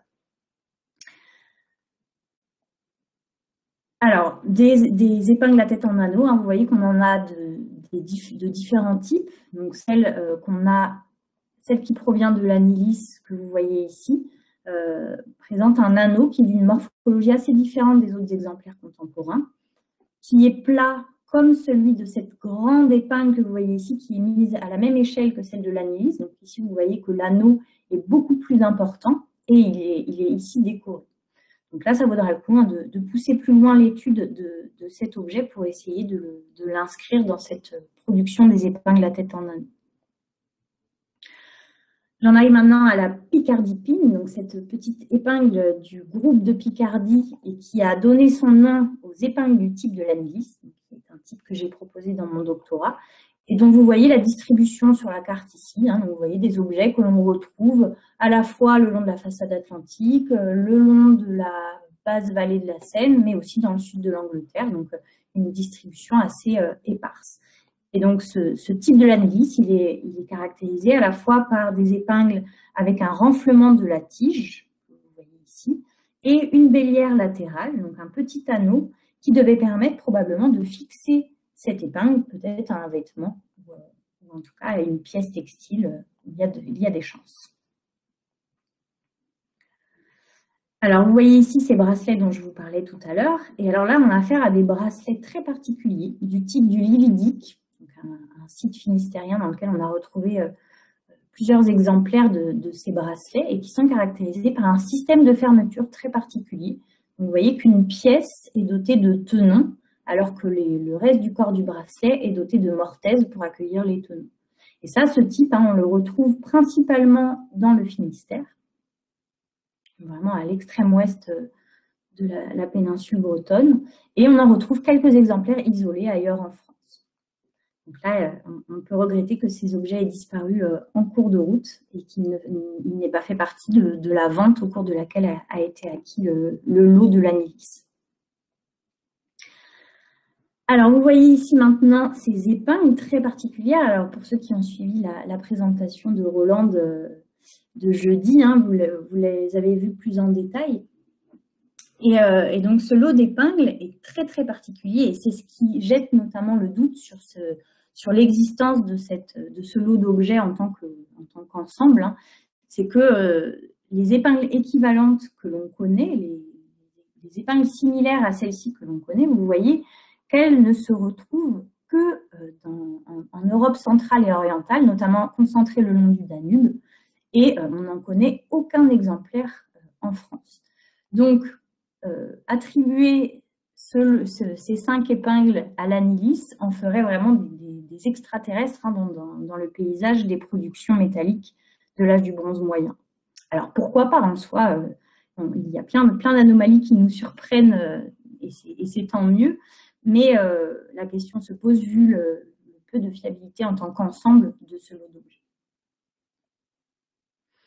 Alors, j'en arrive à la deuxième étude de cas sur laquelle je vais passer assez rapidement, qui est un ensemble tout à fait extraordinaire, qui est celui de Ribécourt-Drélincourt, dans l'Oise, et qui est en cours de publication. Donc, à l'heure actuelle, ce sont des données qui sont pour partie inédites. Et donc, ce site est vraiment très, très particulier. Donc, il a été découvert en 2011. Et ce sont, sur ce site, 3 dépôts qui ont été mis au jour, séparés les uns des autres de quelques mètres, hein. Vous voyez qu'ils forment un triangle et qu'ils sont séparés de quelques mètres les uns des autres. Et ces 3 dépôts, donc, on a affaire à un site à dépôts multiples, et ces 3 dépôts étaient tous en association directe avec un trou de poteau. C'est-à-dire qu'un poteau de bois était en association avec chacun de ces dépôts, mais il ne forme pas un bâtiment. Donc c'est ce qui permet d'envisager, alors c'est une hypothèse qu'il faudra mettre à l'épreuve, hein, de d'autres découvertes en contexte. Et là, vous allez voir tout l'intérêt de connaître le contexte et l'environnement archéologique de ces dépôts. C'est que là, on peut envisager de manière assez fiable que ces dépôts étaient signalés dans le paysage. Donc, la première idée, hein, qui est venue aux archéologues, notamment du 19e siècle, c'est que quand on retrouvait des objets en terre en contexte de dépôts non funéraires, il s'agissait de cachettes. Or là, si ces cachettes sont signalées dans le paysage, c'est antinomique, c'est-à-dire que ce n'est pas, ça peut permettre, ça remet totalement en question cette interprétation de cachettes. Alors, pour rentrer un petit peu dans le détail de ces 3 dépôts, donc le dépôt F29 est constitué d'un seul objet, un objet unique, donc à savoir cette hache à talon, de type normand, qui était enfouie à la verticale, tranchant vers le haut. Donc là, aucun doute, hein, sur le côté intentionnel de l'enfouissement. Une hache ne s'enfouit pas d'elle-même tranchant vers le haut, hein, il s'agit bien de quelque chose d'intentionnel, mais donc un dépôt d'objets uniques. Et qui était donc en lien avec un trou de poteau, je vous le disais. Deuxième dépôt sur lequel je vais m'arrêter, le dépôt F28, qui est lui constitué de manière assez particulière. Donc tout d'abord, on a creusé une fosse. Au fond de cette fosse, on a planté un poignard, donc vous avez la lame ici, et qui devait très probablement être surmonté de son manche en matière organique qui a aujourd'hui disparu. Sur ce manche étaient enfilés 6 bracelets. Le tout est recouvert d'une couche vide de mobilier. Et au-dessus de cette couche vide de mobilier, on retrouve 2 torques déposés bien à plat avant que la fosse ne soit comblée de manière définitive. Il y a donc dans ce dépôt 2 phases distinctes qui peuvent aussi bien être simultanées, donc faites à 10 minutes d'intervalle, que séparées de plusieurs mois, voire plusieurs années. On sait que ce dépôt était signalé dans le paysage, donc l'idée d'une réouverture est tout à fait possible. J'en arrive au dépôt F36, donc le 3e et dernier dépôt de cet ensemble, qui est lui aussi composé en 3 phases distinctes. Donc, vous voyez que la première phase, donc il y a toujours cette phase de creusement de la fosse, et au fond de la fosse étaient déposés 8 objets en bronze, à savoir donc une hache à talon, un marteau d'ailleurs où on a produit on a réalisé des expérimentations au sujet de ce petit marteau, notamment pour essayer de comprendre comment était fait le décor. Mais bref, c'était une petite parenthèse. Et parmi ces 8 objets, il y avait également donc cette épingle, hein, que vous voyez, qui a été totalement déformée volontairement avant l'enfouissement. Ce torque torsadé à crochets terminaux, lui aussi déformé volontairement avant son enfouissement, et des parures annulaires déposées avec. Ce premier ensemble d'objets est recouvert d'une couche brun clair qui est différente du comblement de la première phase et qui est également complètement vide de mobilier. Alors, il pourrait tout à fait s'agir, hein, d'une phase constitué par exemple de couvertures en matière organique éventuellement. Mais il peut aussi s'agir d'un rebouchage, cette couche intermédiaire peut constituer donc en une phase de rebouchage, et on aurait ensuite réouvert la fosse pour y déposer le dernier lot qui est cette fois-ci non pas composé d'éléments en bronze, mais majoritairement justement d'éléments qui ne sont pas en bronze, ce qui est très rare pour l'âge du bronze moyen 2. Et donc on a notamment donc, un disque en or, dans le creux duquel ont été déposées des perles en ambre, une perle en verre et un petit élément en os. Et on a également donc, une lame de poignard et un bracelet en bronze. Vous avez ici une autre vue de ces différents objets qui composent le dépôt, avec le disque en or que vous voyez ici, avec un symbole solaire en son centre. Donc voilà, tous ces éléments sont en cours de publication. Et je vois l'heure qui tourne, donc je vais accélérer un petit peu. Donc là, simplement, c'est un récapitulatif de ce que je vous disais, avec ces 3 dépôts contemporains, et qui ont possiblement été réouverts, et dans lesquels on trouve des objets dans des états très différents. Certains très usés et réparés, donc ce torque dont je vous parlais tout à l'heure, d'autres qui sont des ratés de fonderie. Vous voyez ici un bracelet avec des gros trous qui le rendent assez peu esthétique, en tout cas à nos yeux. Donc un site vraiment tout à fait particulier et qui présente l'intérêt de nous donner des indications sur ces échanges à très longue distance dont je vous parlais tout à l'heure. Vous voyez que Ribécourt se trouve ici, au niveau de la petite étoile que vous voyez sur la carte. Et les objets qui composent donc ces dépôts sont, alors d'origine, le mot n'est pas le bon, parce que je vous le disais, ce n'est pas parce qu'une zone de concentration existe que forcément les objets ont été produits dans cette zone de concentration. Mais en tout cas, les objets qui composent les dépôts de Ribécourt nous renvoient vers des zones de concentration dans des régions parfois très éloignées. Donc, en tout cas, une chose est sûre, on a des contacts vraiment intenses qui sont visibles avec le sud de l'Angleterre. Et donc, vous voyez donc une perle en verre qui nous renvoie vers le Proche-Orient, la composition nous renvoie vers le Proche-Orient, l'ambre nous renvoie vers la Baltique. Et on a également un bracelet, donc celui-ci, ce bracelet de Ribécourt, qui trouve des comparaisons, que ce soit en termes de morphologie ou de décor, des équivalents presque exacts en Basse-Saxe, donc en Allemagne. On se trouve là dans le nord de l'Allemagne, et donc qui indiquerait des échanges relativement intenses avec cette région. Vous voyez, il faut imaginer à l'âge du bronze un monde déjà vraiment profondément interconnecté et qui échange à très longue distance. Alors, je vais m'arrêter très rapidement sur la dernière étude de cas, et donc il s'agit de la nécropole des Ouches à Auzet, parce que donc, vous avez vu, je vous ai présenté différents cas, mais à chaque fois, on ne peut pas aborder la question de l'identité des porteurs et des porteuses. Vu que les parures sont majoritairement retrouvées en contexte de dépôt non funéraire, on ne sait pas qui les portait. Est-ce que c'était les hommes, est-ce que c'était les femmes, est-ce que c'était les riches ou pas? Enfin, tout ça, ces questions-là, on ne peut pas directement les aborder, étant donné qu'on n'a pas les individus. Et alors, pour l'âge du bronze moyen, on a un site exceptionnel qui est celui d'Auzet, en Vendée, la nécropole des Ouches, qui a livré 14 individus, dont 8 qui étaient parés de métal. Donc, vous avez ici une planche publiée par Sylvie Giulietti et José Gomez de Soto en 1998, et qui vous présente la distribution des parures sur ces différents individus, et en sachant qu'une étude est en cours pour reprendre ces données sur la nécropole des Ouches et essayer de pousser plus loin les études et essayer de mieux identifier qui étaient les porteurs de ces parures, et donc essayer d'aborder vraiment l'identité de ces porteurs de parures et porteuses de parures. Donc voilà, je vous fais défiler rapidement les différents éléments de parure qui composent les panoplies ornementales de cette nécropole. Et on a par exemple donc, la tombe d'un enfant ou d'un jeune adolescent qui est l'individu le plus paré de la nécropole, qui avait notamment au cou un torque torsadé à crochets terminaux que vous voyez ici, donc qui nous renvoie, comme je vous le disais, vers le sud de l'Angleterre principalement. On en connaît quelques exemplaires en France, mais vous voyez qu'ils sont quand même plus au nord et plus à l'est que celui d'Auzet. Et donc, vraiment un objet qui nous renvoie plutôt vers le sud de l'Angleterre. Et donc cet enfant ou adolescent était également paré d'un bracelet à chaque poignet, d'un anneau à chaque cheville et de boucles au niveau du crâne.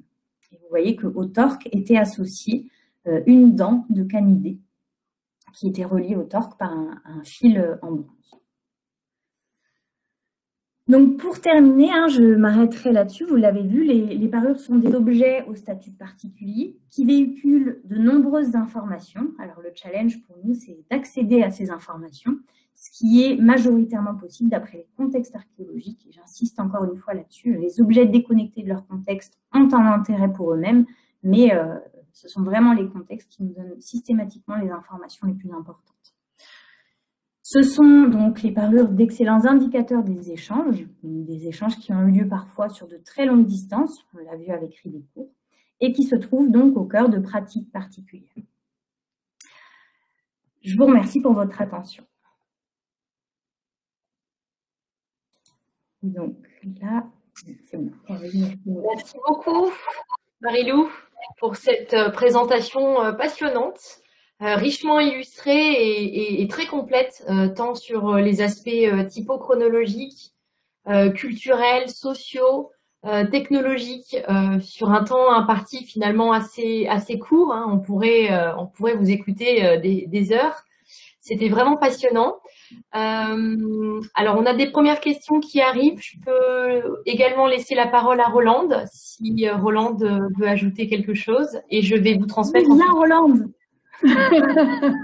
Merci Marie-Lou, en tout cas, merci vraiment pour la conférence. Donc, on va peut-être laisser passer les questions et puis on réagira au fur et à mesure. Qu'est-ce que tu en penses, Caroline ? Ouais. Oui. Alors, on a une première question. Alors là, c'est plus sémantique.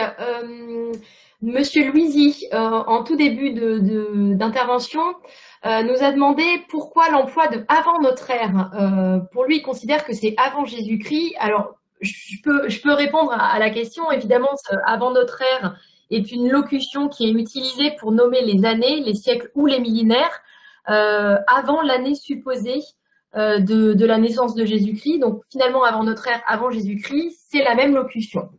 Voilà, ça c'était pour la petite partie sémantique. Vas-y, Rolande. Je peux éventuellement rajouter quelque chose, c'est que les anglo-saxons commencent à parler en termes de BCE, c'est-à-dire Before Common Era, c'est-à-dire avant l'ère commune, de manière à être encore plus neutre, si c'est possible, de manière à ne pas... voilà, c'est toujours un peu compliqué ce genre d'histoire, mais je pense qu'effectivement, on a intérêt à pencher vers le plus neutre et le plus laïque possible. Voilà. Exactement. Alors, une première question.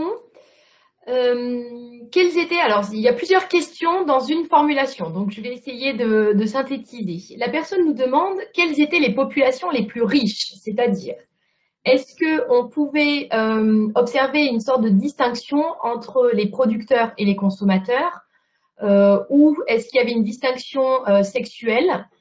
Ou encore, est-ce qu'on pouvait noter une sorte de répartition géographique en fonction de la découverte donc, de ces ensembles? Alors, donc plusieurs questions dans la question. Alors, déjà, il y a une limite à laquelle on est confronté pour l'âge du bronze moyen, vous l'avez vu, c'est que la plupart des objets sont en contexte de dépôt non funéraire. Donc, qui dit dépôt, dit déconnexion des humains qui les portaient. Donc là, on doit combiner avec un paramètre qui est assez compliqué. Alors, par contre, je vous le disais aussi, dans d'autres régions, plus nordiques et plus orientales, certaines parures sont retrouvées en contexte funéraire. Et là, ce qu'on voit, c'est que donc, pour ces périodes-là, on retrouve assez régulièrement des femmes qui portent les parures, mais pas uniquement. Et c'est pareil, il y a eu aussi une tendance systématique qui était de considérer qu'un individu paré était forcément une femme. Or, maintenant, on s'aperçoit qu'en développant les analyses ADN, donc en allant vraiment dans l'identité biologique et non pas l'identité rêvée ou conçue par notre cerveau actuel, et bien finalement, tout n'était pas aussi systématique. Donc, c'est difficile pour moi d'aller dans ces considérations-là. On ne sait pas vraiment qui portait ces parures en Europe occidentale. Des hommes, des femmes, probablement les deux. En tout cas, pour la nécropole des Ouches, on s'aperçoit que ce ne sont pas que les femmes qui sont parées, les hommes le sont aussi. Et là encore, il va falloir l'analyse anthropologique des ossements. Les ossements sont en très mauvais état et donc elle n'a pas permis d'aller très loin dans le fait de sexer les individus. Donc, du coup, les analyses ADN nous permettraient d'aller beaucoup plus loin dans ces considérations-là, mais encore une fois, on se basera sur 8 individus. Donc, on ne peut pas faire des généralités sur la société de l'âge du bronze moyen en Europe atlantique à partir de 8 individus. Donc, il faut rester très prudent là-dessus et il faut prendre ce qu'on a à prendre. C'est-à-dire que moi, je pense que voilà, on sait qu'on produisait beaucoup de parures, que ces objets ont une valeur probable, alors économique, ça apparaît assez clairement, sociale, très probablement, mais décrypter cette signification implique quand même de rester très prudent. Mais par contre, alors je ne suis pas rentrée dans le détail, mais par exemple sur les dépôts de Ribécourt, cette idée de réouverture des dépôts, finalement, on se dit que ça pourrait correspondre à l'enfouissement de panoplies. Et donc, à différents moments de la vie, on enfouit une panoplie. Puis, plus tard dans la vie, on enfouit une autre partie de la panoplie qui correspond à un autre stade de maturité, par exemple. Et donc, ça peut permettre en fait de soulever ces questions-là. On ne peut pas l'affirmer, évidemment. Il faut rester très prudent là-dessus. Mais par contre, on peut approcher un petit peu ces notions-là de panoplie. Mais par contre, pour moi, une tendance qu'on a beaucoup en tant qu'archéologue, hein, va être de dire « Ah, bah, il y a une panoplie, donc c'est une panoplie qui est forcément féminine. » Et ça, c'est une tendance qui est générale, mais qui, moi, je me dis qu'il faut être vraiment prudent avec ça, parce qu'on a notre cerveau actuel. Alors, c'est bien, on veut redonner de la place à la femme de l'âge du bronze, et c'est très bien, mais pas forcément par la parure à chaque fois. Enfin, voilà, il y a cette tendance très, très générale avec laquelle je pense qu'il faut être relativement prudent.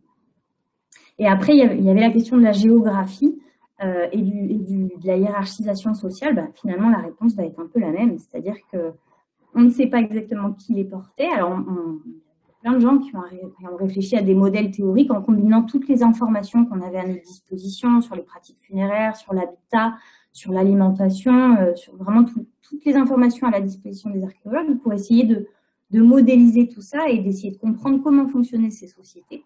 Et donc, oui, très probablement, les gens qui possédaient le métal devaient avoir un rôle particulier dans la société, mais c'est difficile d'aller plus loin dans la précision de ce rôle. Oui, pour compléter ce que vient de dire Marie-Lou, c'est vrai qu'avec l'âge du bronze, on est très vite confronté à une problématique qui est que finalement, on a quelques inhumations au bronze ancien, un petit peu au bronze final, mais on n'en a pas tant que ça. Et on réfléchit beaucoup à partir des dépôts qui sont finalement, en tout cas, ce qui concerne la métallurgie, en tout cas la production métallurgie, finalement presque notre seul moyen d'accès. Mais on est vite confronté à cette espèce d'absence du corps qui est évidente pour nous et qui fait que assez rapidement, on ne peut pas dépasser ce modèle. Et alors effectivement, on peut faire des comparaisons avec ce qui se passe ailleurs au même moment ou dans d'autres cultures, ou même des comparaisons ethnographiques. Mais il faut toujours être prudent quant à la façon dont on a de modéliser, de schématiser assez rapidement des modèles de pensée qui ne sont pas forcément très, très judicieux, ou en tout cas qui peuvent... c'est pas tant qu'ils sont pas judicieux, mais c'est qu'ils peuvent nous occulter d'autres hypothèses. Et c'est ça ce sur quoi on essaie de se garantir, en fait, en essayant d'éviter d'être trop tranché. Voilà. Donc, effectivement, la prudence s'impose, même si on a des idées, et ce serait absurde de dire, la parure, c'est aussi du statut. La richesse, elle se marque par l'or, elle se marque par la rareté du matériau, par plein de choses. Ça, c'est évident, on peut quand même pas lutter contre ça. Mais il ne faut pas s'arrêter à ça. Je pense que c'est essentiellement ce que souhaitait dire Marie-Lou. C'est des éléments qui sont structurants pour nous, mais qui ne doivent pas être trop... qui doivent nous arrêter en fait, ou en tout cas nous bloquer sur d'autres hypothèses. Voilà. C'est exactement ça. Bien dit, Rolande. Merci pour vos réponses. Alors il y a beaucoup de questions, donc on va essayer de satisfaire tout le monde. On a une autre question. On nous demande de revenir plus en détail, enfin si vous pouviez revenir, Marie-Lou, plus en détail, pardon, sur le système de fermeture des bracelets. Alors, il en existe plusieurs donc pour ces bracelets. Alors, attendez, je profite que le diapo soit encore ouvert. Alors, vous voyez, on a des bracelets comme celui-ci qui sont tout simplement fermés. Ce sont des anneaux donc, qui étaient passés au poignet, comme on en connaît encore aujourd'hui. On en a d'autres qui sont tout simplement ouverts comme ça, donc avec une petite ouverture qui devait pouvoir être écartée plus ou moins pour pouvoir enfiler l'objet, puis être resserré ensuite autour du poignet. Et alors, je reviens. Désolée si ça fait mal à la tête. Et voilà, on a aussi des objets à système de fermeture un peu plus complexe, donc avec des fermoirs amovibles, en fait, qui peuvent être ajoutés à l'objet avec un système de tenons et mortaise, et donc qui permettent d'avoir quelque chose, vraiment un fermoir, quoi, un système de fermeture. Et alors, attendez, j'essaye de voir s'il y a d'autres possibilités que je n'aurais pas évoquées, mais en tout cas, pour l'âge du bronze moyen, ce sont vraiment les principaux systèmes. Pour les torques, on a aussi cette possibilité des crochets terminaux qui s'emboîtent l'un dans l'autre, mais par contre, c'est quelque chose qui n'existe que très peu sur les bracelets. En tout cas, dans l'âge du bronze moyen atlantique, ça n'existe pas même. Donc, ce sont très majoritairement des objets de forme ouverte avec un espace qui permet le passage, quitte à ce qu'il soit resserré après autour du poignet du porteur. Des objets fermés qui sont enfilés, ou alors voilà, quelques exceptions avec ce fermoir amovible du type de l'anilis, du lividique. Merci. Alors, une question de Daniel Villefayot, que nous saluons au passage, qui est le président de la Société des Amis du Musée d'Archéologie nationale, donc société par qui le musée a pu s'enrichir donc du dépôt de l'anilis. Il nous demande donc qu'il est prévu des analyses sur les épingles dites donc de l'anilis. Il nous demande précisément ce qui va être mesuré et quelles hypothèses cherchons-nous à vérifier. Juste 2 secondes, parce qu'effectivement, là, juste pour aider un peu Marie-Lou, parce qu'elle n'a pas eu l'occasion encore de les voir en vrai, ces épingles. Alors donc, on est quand même dans un contexte difficile. Alors, c'est quand même ce dépôt, entre guillemets, de l'anilis, qui est le dépôt du confinement. Hein. Pour le coup, il a été marqué par le confinement. Donc, des analyses devront avoir lieu, mais bon, je vais laisser Marie-Lou répondre, mais rappelez-vous qu'elle n'a pas pu encore voir les épingles et que du coup, ça entrave quand même pas mal les perspectives et les hypothèses qu'on pourrait éventuellement émettre. Et oui, effectivement, après, je pense que finalement, c'est le cas pour la plupart des objets de parure. La première chose qu'on va regarder, c'est notamment si les patines sont compatibles, entre guillemets. C'est-à-dire que si, par exemple, je vous disais que l'épingle à tête en anneau et l'épingle du groupe de Picardie, elles ont l'air d'avoir, d'après photo, hein, donc c'est à confirmer, elles ont l'air d'avoir des patines très proches et la corrosion du bronze a l'air d'être très similaire. Donc, ce qui pourrait indiquer que ces objets ont une composition relative, alors là, ça fera sûrement hurler des gens qui nous regardent, mais des compositions relativement proches et qu'ils ont probablement été enfouis dans un même endroit. Donc, des patines très similaires peuvent nous donner cette indication-là.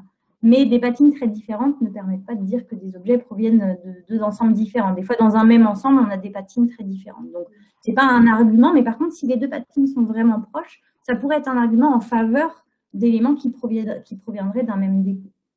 Il va y avoir aussi toute l'étude technologique qui va être très intéressante, aussi bien sur les épingles du type de l'anilis et du type de Picardie, mais aussi sur les épingles à tête en disque, les 5 qui proviendraient plutôt de régions beaucoup plus orientales et qui posent question sur leur technique de fabrication. Donc, ce sont des objets qui sont datés, ça je ne l'ai peut-être pas dit, mais qui sont plutôt datés de l'âge du bronze ancien, de la fin de l'âge du bronze ancien, et qui posent la question, selon moi, de l'utilisation de la technique de la fonte à la cire perdue. Donc là, c'est vraiment l'étude technologique sous loupe binoculaire qui nous permettra d'aller plus loin dans l'étude.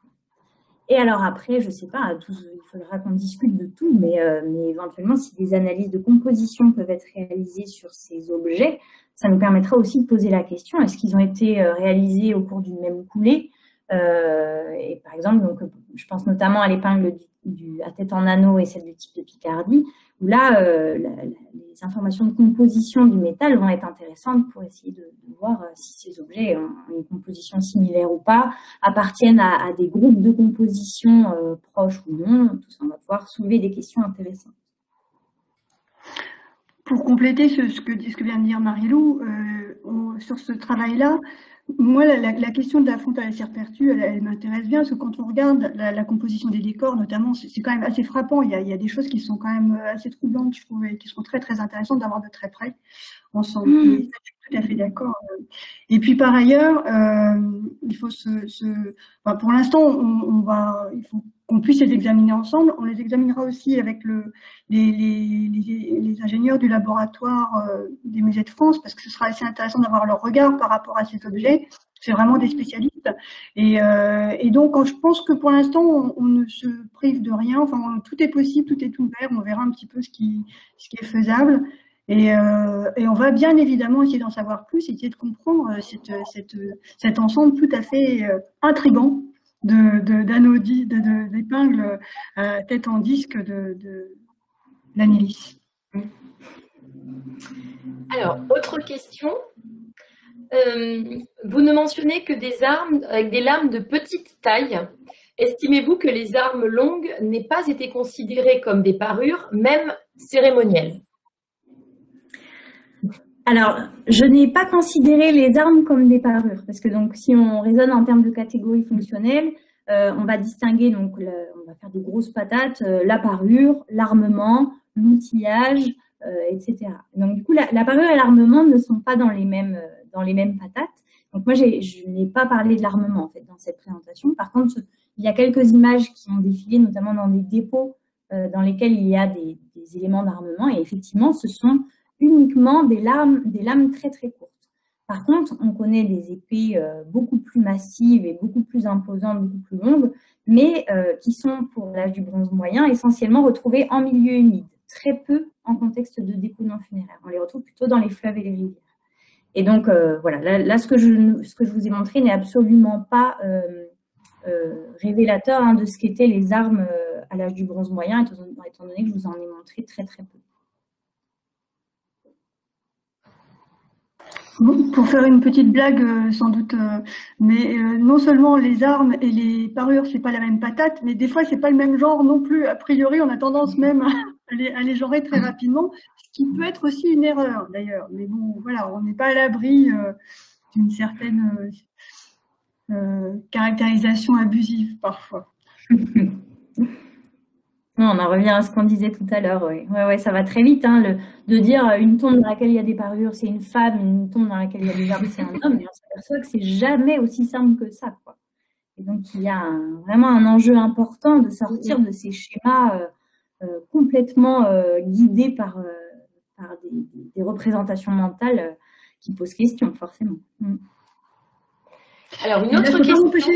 Juste avant parce que du coup, je peux pas m'empêcher de rebondir sur la fameuse guerrière viking qui a été découverte il n'y a pas très longtemps, qui a quand même été un espèce de coup de tonnerre dans le milieu archéologique nordique, parce que malgré tout, ça faisait partie de ces genres-là. Ça a eu un certain retentissement partout. Maintenant, du coup, on se méfie. Et parmi les guerrières de l'âge du bronze, il y a aussi il y a des guerrières chinoises, comme la guerrière Phorao. Enfin, il y a des choses, on sait qu'il y a quand même des choses qui devraient, en tout cas, être soumises à un peu plus de prudence. Les guerrières existent, peut-être même déjà à l'âge du bronze. C'est pas impossible. On n'est pas à l'abri d'une découverte un jour qui nous permette de penser ça. Alors, avant-dernière question. L'exemple des dépôts en trous de poteau me fait penser aux clous de fondation qui sont retrouvés en Mésopotamie, même ailleurs. La personne nous demande si éventuellement ces dépôts peuvent marquer des territoires ou être des dépôts fondateurs. Alors tout à fait, ça fait partie des hypothèses qui sont tout à fait, tout est ouvert, de toute façon, c'est des choses, vu qu'on a très peu de dépôts qui sont découverts en contexte, malheureusement, la plupart des dépôts aujourd'hui sont mis au jour aux détecteurs de métaux, et donc du coup, on n'a pas accès à ces informations contextuelles, et on peut plus profondément le regretter, parce que donc, on passe à côté de tout un pan interprétatif immense. Mais donc là, par exemple, dans le cas de Ribécourt, on n'a pas de bâtiment directement associé qui nous permet d'affirmer qu'il existerait un bâtiment contemporain et qui permettrait de supposer qu'il s'agirait de dépôts de fondation. Ça, on ne peut pas l'affirmer, on n'a pas d'occupation, d'habitat en lien avec ces dépôts qui nous permettrait d'envisager un lien avec ces dépôts. Donc, l'idée de dépôt de fondation en lien avec un bâtiment, là, ça ne fonctionne pas. Dans certains autres cas, ça pourrait fonctionner. Mais par contre, ce qu'on s'aperçoit, c'est que les lieux de ces dépôts sont rarement anodins. On a une récurrence de ces dépôts dans des lieux très particuliers. Alors, des fois, ce sont des sites de hauteur, des fois, ce sont... alors, par exemple, en Vendée, on a un site dans lequel un dépôt est associé à des stèles du néolithique qui ont été, a priori, fragmentées volontairement et enfouies à l'âge du bronze moyen. Donc, on est intervenu sur un site néolithique particulier avec du mégalithisme pour détruire ces stèles et enfouir un dépôt du bronze moyen à cet endroit-là. Donc, il y a quelque chose à cet endroit-là. Là, le lieu a l'air d'avoir une certaine valeur. On a d'autres sites, je pense notamment dans le Jura, dans la région de Salins, où on a énormément de dépôts dans des lieux très particuliers, dans des anfractuosités de roches, etc. En fait, il y a 1000 dépôts, 1000 cas. Et c'est ça qu'il faut bien prendre en compte, c'est toute la diversité des interprétations qui sont liées à ces dépôts non funéraires. C'est que, visiblement, on ne peut pas faire de généralité. On est obligé de prendre au cas par cas. Et c'est là que le contexte nous donne des informations essentielles. C'est que chaque contexte nous donne des informations différentes et vient s'ajouter, en fait, à tout ce panel interprétatif qu'on a à disposition. Oui, et pour rebondir sur ce que vient de dire Marie-Lou, elle a dit tout à l'heure lors de sa conférence quelque chose de très très intéressant et très très juste. C'est-à-dire que les dépôts, finalement, ils sont pas là pour être cachés, ils sont souvent signalés quand même. En tout cas, ils sont dans des lieux qui sont pas totalement neutres. Et ça me paraît être extrêmement intéressant sur la façon dont on doit aborder ces questions du dépôt. Le fait que ce soit des dépôts qui soient signalés, on n'est pas dans la cachette, on n'est pas dans le trésor, on est dans autre chose. Un autre univers mental, et c'est ça qu'il faut qu'on arrive à comprendre. Et le fait aussi qu'effectivement, il semblerait qu'il existe des secteurs sur lesquels il y a des lieux à dépôt. Il y a des endroits qui semblent être des endroits où on doit préférentiellement opérer ce type de pratique, on va faire ce type de démarche. Et tout ça, c'est à comprendre dans un univers un peu différent du nôtre, sans doute symbolique assez large, et qu'il faut qu'on arrive à comprendre avec juste les éléments matériels qu'on nous a laissés. C'est pas facile, hein. C'est tout un travail d'enquête qui est assez frustrant parfois parce qu'on n'a pas beaucoup de fils à tirer, mais tout à fait passionnant. Voilà. Et enfin, justement, la dernière question, une personne nous demande quels indices font que vous ne considérez pas ces dépôts appartenant à la sphère funéraire? Alors, c'est une bonne question parce que finalement, on s'aperçoit que dans certaines sociétés qui pratiquent par exemple l'incinération sur un bûcher en plein air, vont enfouir à proximité des objets en lien avec le défunt et donc en lien avec la cérémonie funéraire, mais qui ne vont laisser aucun vestige humain. Donc, on ne va pas retrouver les ossements parce que, je ne sais pas, un corps peut être aussi laissé être décharné au rapace, ou j'en sais rien, toutes les possibilités. Il existe beaucoup de possibilités qui font qu'on n'aurait pas les vestiges humains, mais on aurait ces vestiges matériels qui seraient enfouis, par exemple. Donc ça, ce sont des choses qu'il faut évidemment garder en tête. Et alors, très souvent, c'est dans le cas de panoplie que vient cette hypothèse. Et alors, par exemple, à l'âge du bronze final 3, on a des dépôts très importants, souvent très fragmentés, et dans lesquels on a du mal à percevoir l'individu derrière. Plutôt, la tendance actuelle va vers des interprétations plutôt d'ordre économique, et on n'est pas dans l'individu. En tout cas, ce n'est pas la sensation qu'on a quand on étudie ces dépôts. Mais, par exemple, à l'âge du bronze moyen, où on a des objets entiers, où il n'est pas rare de pouvoir détecter des panoplies ornementales ou ce genre de choses. Là, cette hypothèse peut être assez tentante. Mais encore une fois, il n'y a que le contexte qui peut nous renseigner là-dessus. Parce que donc, par exemple, un bûcher, même en plein air, même si il n'a pas donné lieu ensuite à incinération, à récupération des ossements pour les enfouir, on peut laisser des traces. Donc, c'est là où il faut prendre en compte toutes les informations disponibles pour essayer d'avancer sur ces questions. Mais en tout cas, c'est une possibilité, c'est clair. Ouais, et pareil, toujours pour compléter un petit peu ce qu'a dit Marie-Lou, c'est vraiment une question intéressante parce que on s'est rendu compte, notamment à la suite de l'étude de François Spénors en 2004 qu'a cité tout à l'heure Marie-Lou, et qui était une étude vraiment large sur la quantification des dépôts en France. 3 tonnes au bronze moyen, c'est que en France. C'est quand même un élément. Oui. Il faut quand même se rendre compte de la masse que ça représente. Et dans tout ce travail d'étude qu'avait donc fait François Spénors lors de sa thèse, on s'est rendu compte aussi d'une chose, c'est qu'il y a une forme qu'a aussi relevé Sylvie Boulougazo à Nantes, c'est-à-dire qu'il y a une forme à un moment donné, quand les inhumations de l'âge du bronze sont fortes, les dépôts sont un peu moins importants. Et au moment où les incinérations, ce que disait tout à l'heure Marie-Lou, sont vraiment la pratique majoritaire, on a au contraire un pic des dépôts, comme si l'un et l'autre se répondaient, comme si effectivement il y avait une fonction presque complémentaire entre les deux. Et ça, c'est extrêmement intéressant aussi. Et cette notion d'incarnation, éventuellement peut-être du dépôt, qui est un jeu, on essaie de l'envisager quand on parle de panoplie, par exemple. C'est un petit peu ça qu'on envisage aussi.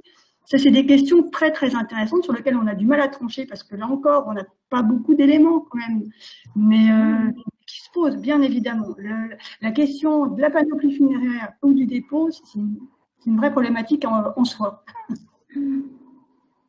Donc, merci pour votre question. Voilà, écoutez, on a fait le tour des questions.